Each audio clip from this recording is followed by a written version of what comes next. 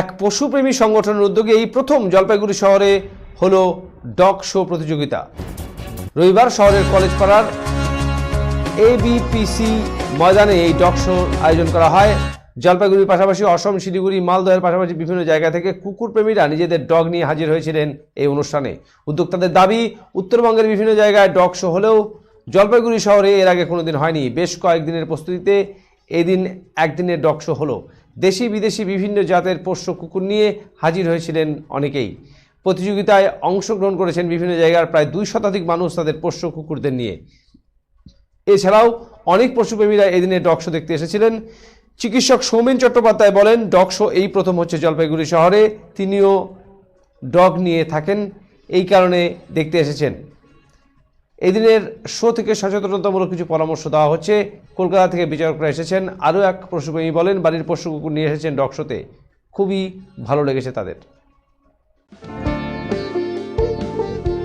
এই সময় আনন্দের মুহূর্ত, এই সময় জীবনকে আলোকিত করা, এই উৎসব আসল হাতের জাদুতে। এই সময় সমৃদ্ধিকে ঘরে আনা। Senco Gold, gold and diamond, RRN road, old post office পাড়া, সাউথ, কোচবিহার।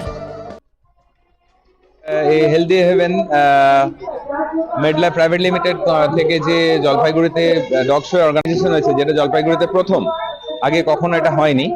তো সেই হিসেবে বেশ ভালো লাগছে। এখানে শুধুমাত্র ডগ শো এর সাথে যে পারস্পরিক একে অপরের সঙ্গে দেখা হচ্ছে, চেনা হচ্ছে, পরিচিত মুখগুলোকে আবার একে অপরকে দেখতে পাচ্ছে, প্লাস যাদের ডগ নেই তারাও কিন্তু এখানে এসছে। তো যারা ডগ লাভার অথচ বাড়িতে কোনো কারণে হয়তো ডগ রাখতে পারেনি, তাদেরও কিন্তু এখানে একটা ইন্টারাকশন হচ্ছে। ইয়ে থেকেও, জেলা থেকেও এসছে, কলকাতা, রায়গঞ্জ, এসব সাইড থেকে। এদিকে এই ডগ শো এর উদ্যোক্তা প্রীতম দাস বলেন, জলপাইগুড়ি শহরে প্রথম ডগ শো করা হলো। বাইরে থেকেও ডগ নিয়ে এসেছেন সকলে। এই ডগ শো প্রতিযোগিতার পুরস্কারও রয়েছে।